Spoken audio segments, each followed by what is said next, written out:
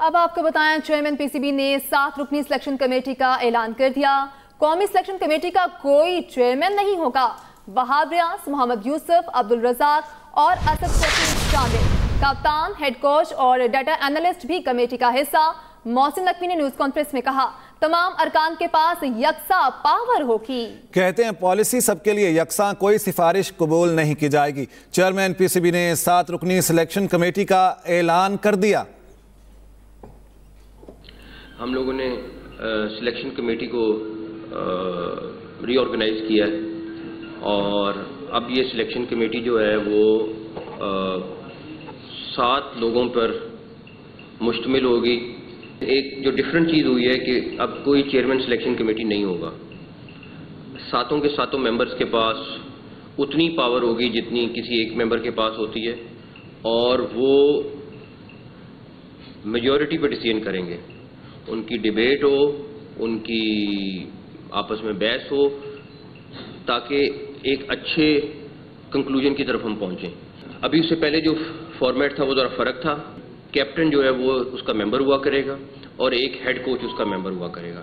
एक हमने डाटा का बंदा लिया है और 2-3 कोऑर्डिनेटर होंगे। उनके कोऑर्डिनेटर्स के पास वोटिंग पावर नहीं होगी, लेकिन एक डाटा का बंदा है। चेयरमैन का टीम की सिलेक्शन में कोई इन्वॉल्वमेंट नहीं होना चाहिए। कोचेस के ऊपर हमारा काम हो रहा है। 4-5 दिन का वेट है, मेरे ख्याल में इतना भी नहीं है। हारिस रऊफ का उन्होंने भी बहुत अच्छा एक चीज़ लिखी। मिसअंडरस्टैंडिंग ज़रूर हुई, थोड़ा सा गलत फैसला हो गया। उनका भी जो कॉन्ट्रैक्ट है वो रिस्टोर हम लोगों ने कर दिया है। सदर मुमलिकत और वज़ीर आला पंजाब मरियम नवाज शरीफ की जानिब से पंजाब में कैदियों की सजा में कमी का ऐलान। पंजाब में सजा में कमी के ऐलान से 2367 कैदियों को फायदा पहुंचा। इसी पर मजीद बात कर लेते हैं। ब्यूरो चीफ लाहौर मोहम्मद इलियास हमारे साथ हैं। जी मोहम्मद इलियास, बताएगा ये फैसला किया गया है? हाँ जी, सदर पाकिस्तान और वज़ीर आला पंजाब की जानिब से जो अहकाम जारी किए गए कि माह रमजान और रमजान मुबारक और यौम पाकिस्तान और ईद उल फितर की मुनासबत से जो कैदियों को 90 दिन की ना जो रिलीफ दिया गया है कैदियों को उनकी सजाओं में, तो जिसकी वजह से 2367 जो कैदी हैं उनकी सजाओं में कमी हुई है, जबकि 28 कैदियों को जेल से रिहा भी कर दिया गया है। और ये सजा जो कमी की गई है इसमें खासतौर पर जो दहशतगर्दी, जना और डकैती, गवा, जासूसी, बगावत और रियासत मुखालिफ सरगर्मियों में मुलव्वस है और जिन्होंने करप्शन की है, गबन किया है, तो उनको ना इसका कोई रिलीफ नहीं मिलेगा। ऐसे इसके लिए जो ऐसे 65 साल के अफराद हैं जो कि अपनी 1/4 सजा काट चुके हैं उनको इसमें रिलीफ मिला है और 60 साल की खवातीन हैं जो अपनी 1/4 सजा काट चुके हैं और इसके अलावा उनके साथ बच्चे भी हैं, उनको भी इसका फायदा होगा। ऐसे भी हैं जो 9 उम्र कैदी हैं जिनकी उम्र 18 साल है, वो भी अपनी सजा का 1/4 हिस्सा काट चुके हैं, तो उन पर भी इसका कमी का इतलाक होगा। तो ये इतलाक होने की वजह से ये रमजानुल मुबारक और यौम पाकिस्तान और ईद उल फितर की मुनासबत से ये रिलीफ दिया गया है ताकि कैदी अपने घरों में जा सकें और उनको जो रिहाई पा सकें और जिनको लोगों को फायदा हो सके। तो इस तरह की जो कैदियों की बड़ी तादाद को एक फायदा हुआ है और कैदियों की एक बड़ी तादाद है जिसको फायदा पहुंचा है। बहुत शुक्रिया मोहम्मद इलियास इस बारे में अपडेट करने के लिए। सुई नॉर्दर्न गैस कंपनी ने 1 साल में तीसरी बार गैस कीमत में बड़ा इजाफा मांग लिया। पंजाब और केपी में गैस की कीमत 4,489 रुपए फी MMBTU करने की तजवीज़। ज़राए के मुताबिक गैस कीमत बढ़ने से बिलों में औसतन 155% तक इजाफा होगा। ओगरा SNGPL की दरख्वास्त पर कर लाहौर में समाअत करेगी। सुई नॉर्दर्न गैस कंपनी ने 1 साल में तीसरी बार गैस कीमत में बड़ा इजाफा मांग लिया है। पंजाब और केपी में गैस की कीमत 4,489 रुपए फी MMBTU करने की तजवीज़ दी गई है। सरगोदा में पतंगबाजी का खूनी खेल एक और बच्चे की जान ले गया। माँ बाप का इकलौता बेटा पतंग लूटते हुए करंट लगने से जान बहक हो गया। रेस्क्यू के मुताबिक बच्चा लोहे का पाइप उठाकर कटी पतंग लूट रहा था। हाई वोल्टेज तारों से टकरा गया। बच्चे के इंतकाल पर घर में कहराम मच गया। सरगोदा में पतंगबाजी का खूनी खेल एक और बच्चे की जान ले गया। माँ बाप का इकलौता बेटा पतंग लूटते हुए करंट लगने से जान बहक। रेस्क्यू के मुताबिक बच्चा लोहे का पाइप उठाकर कटी पतंग लूट रहा था। अब कुछ बात करते हैं महंगाई की। तो सब्जियां, फल, गोश्त सब कुछ महंगा, दुकानदारों ने सरकारी निर्खनामे हवा में उड़ा दिए। रमजानुल मुबारक के दूसरे अशरे में भी महंगाई में कमी ना आ सकी। दुकानदारों की मनमानियां हैं, जबकि शहरी इंतजामिया सरकारी निर्ख पर अमल दरामद में नाकाम नजर आती हैं।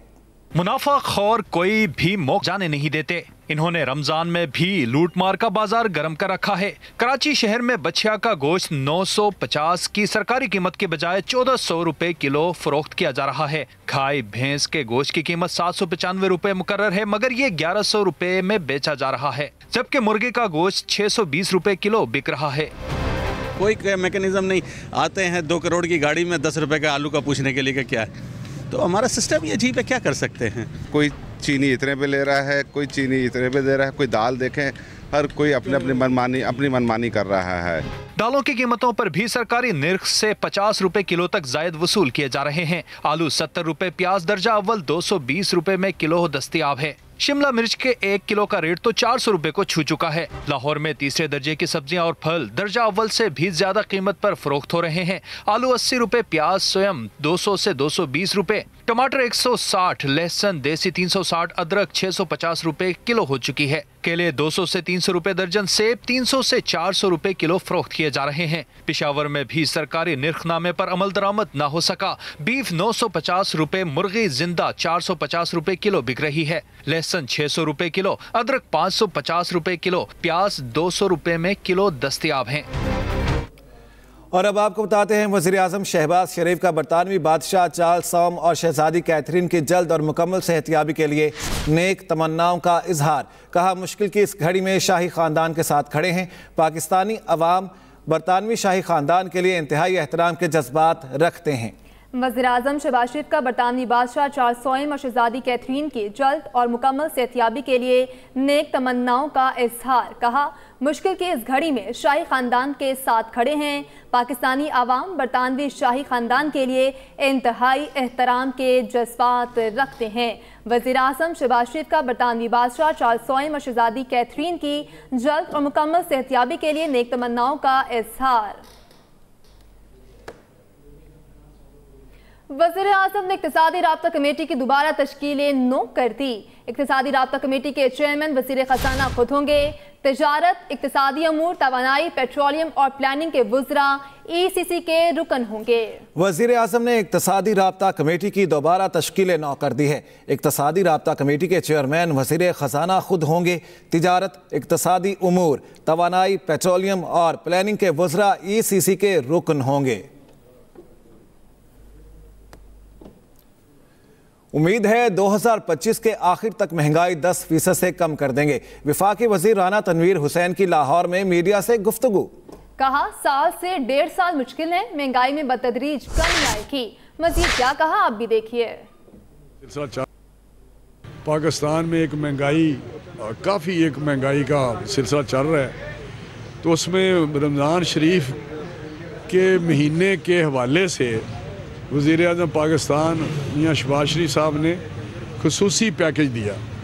जिस तरह पंजाब में रमज़ान निगहबान के नाम से प्रोग्राम वज़ीर आला मैडम मरियम नवाज़ साहबा ने शुरू किया है, वहाँ पे 7.5 अरब का रमज़ान पैकेज था, उसको वज़ीर-ए-आज़म साहब ने 12.5 अरब कर दिया। पेशावर में ट्रैफिक का रश कम करने के लिए ट्रेन चलाने का फैसला। वज़ीर आला KP अली अमीन गंडापुर से पेशावर के MNAs और MPs की मुलाकात। कहा, पेशावर में ट्रेन चलाने के मंसूबे पर काम कर रहे हैं। BRT मॉडल पर ट्रेन चलाने के लिए निजी कंपनी से बात हो रही है। पेशावर में ट्रैफिक का रश कम करने के लिए ट्रेन चलाने का फैसला। वज़ीर आला KP अली अमीन गंडापुर से पेशावर के MNAs और MPs की मुलाकात। कहा, पेशावर में ट्रेन चलाने के मंसूबे पर काम कर रहे हैं। BRT मॉडल पर ट्रेन चलाने के लिए निजी कंपनी से बात हो रही है। पेशावर में ट्रैफिक का रश कम करने के लिए ट्रेन चलाने का फैसला किया गया। वज़ीर आला KP अली अमीन गंडापुर से पेशावर के MNAs और MPs की मुलाकात हुई। कहा, पेशावर में ट्रेन चलाने के मंसूबे पर काम कर रहे हैं। मजीद क्या तफसीलात है, शाहिद हमीद से जानते हैं। शाहिद, बताइएगा। जी देखिए, ये आज वज़ीर आला खैबर पख्तूनख्वा अली अमीन गंडापुर की ज़ेर सदारत इजलास हुआ, जिसमें पेशावर से ताल्लुक़ रखने वाले MNAs और MPs उनसे मुलाकात की। बुनियादी तौर पे इस बात में 3 बातों पर इत्तफाक किया गया। एक तो ये कि पेशावर जिसे माजी में फूलों का शहर कहा जाता था उसको उसकी असल हालत में बहाल करने के हवाले से बातचीत की गई। दूसरा, इसमें ये इस बात पर इतफाक किया गया कि जितनी भी स्ट्रीट लाइट्स हैं उन्हें सोलर पे शिफ्ट किया जाए, शमसी तवानाई पे। और तीसरा ये है कि पेशावर की सड़कों पर ट्रैफिक का दबाव कम करने के लिए ट्रेन चलाई जाए जो BOT बेसिस पे चलाई जाएगी, ताकि हुकूमत के जो सरकारी खजाना उस पर भी बोझ ना पड़े और आवाम को सहूलत भी हो। और दीगर इस हवाले से ये भी फैसला किया गया कि जो लॉ एंड ऑर्डर की सिचुएशन है या जो दीगर मसाइल हैं उनके हवाले से मिल बैठकर बात की जाएगी और एक इस तरह का एक सेटअप बनाया जाएगा ताकि जो मसाइल हैं उनको मशावरत से हल किया जा सके।